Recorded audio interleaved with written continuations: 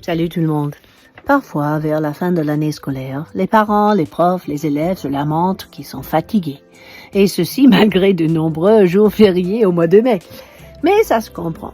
On peut croire que c'est le résultat d'un effort prolongé.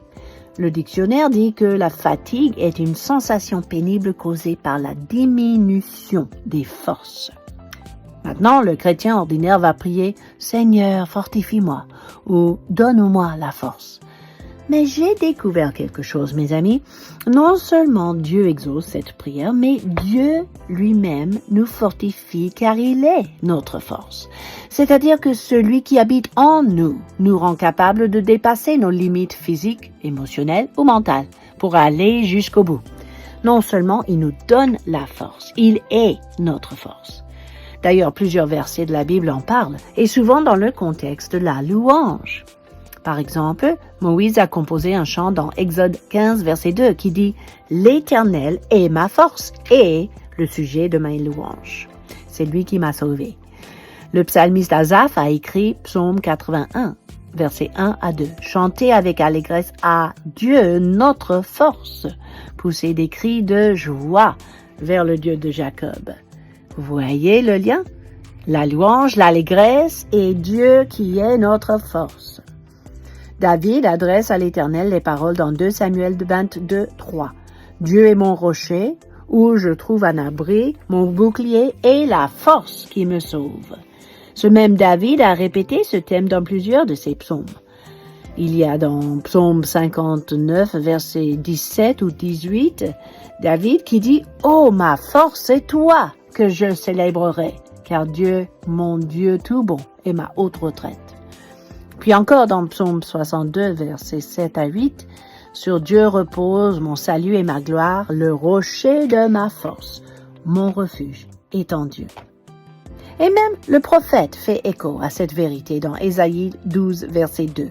« Voici Dieu est ma délivrance, je serai plein de confiance, je ne craindrai rien, car l'Éternel est ma force et le sujet de mes louanges. » Voyez-vous ce lien récurrent entre la louange et la force inépuisable? Il y a un secret là-dedans, mes amis. Ce sont des personnes qui décrivent leur vécu comme si elles disaient « Je loue Dieu car il est ma force et j'ai de la force car je loue Dieu. » L'individu qui se dit « Oh, je n'arrive pas à louer le Seigneur car je n'ai pas de la force » se prive d'un miracle finalement. C'est comme quand on s'entraîne dans une salle de sport ou quand on se prépare pour un marathon. Beaucoup se passe dans la tête. Par exemple, si mes yeux sont fixés sur ma faiblesse ou ma fatigue, j'abandonnerai facilement. Vous aussi peut-être. Mais si je focalise sur sa force illimitée, je peux aller plus loin. La faiblesse est normale, en quelque sorte. Mais demeurer dans un état de faiblesse signifie que nous n'avons pas découvert réellement le Dieu qui fortifie. La faiblesse ou la fatigue n'est pas un sujet d'embarras ou de honte, sauf si on se soumet à leur domination sans cesse. Plutôt dites-vous que chaque moment de fatigue est une occasion de faire confiance à ce Dieu qui fortifie, que chaque moment de faiblesse est une occasion de découvrir que Dieu lui-même est votre force. L'autre exemple qui me vient à l'esprit est celui de Josaphat, roi de Juda, dans 2 Chroniques 20. Là, Juda est confronté à ses ennemis, Ammon et Moab. Josaphat n'a pas nié sa faiblesse et ses frayeurs. Il les a dévoilées devant l'Éternel. Dans le verset 12, nous lisons ces paroles. « Ô notre Dieu, n'exerceras-tu pas tes jugements sur eux, car nous sommes sans force devant cette multitude nombreuse qui s'avance contre nous. Mais, il conclut, nos yeux sont sur toi. » Le résultat?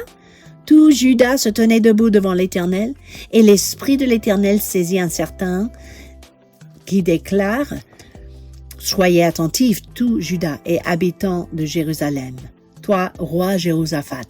Ainsi vous parle l'Éternel. Ne craignez point et ne vous effrayez point devant cette multitude, car ce ne sera pas vous qui combattrez, ce sera Dieu. » D'autres termes, oui, il y a des combats, mais votre force face à l'ennemi est Dieu lui-même.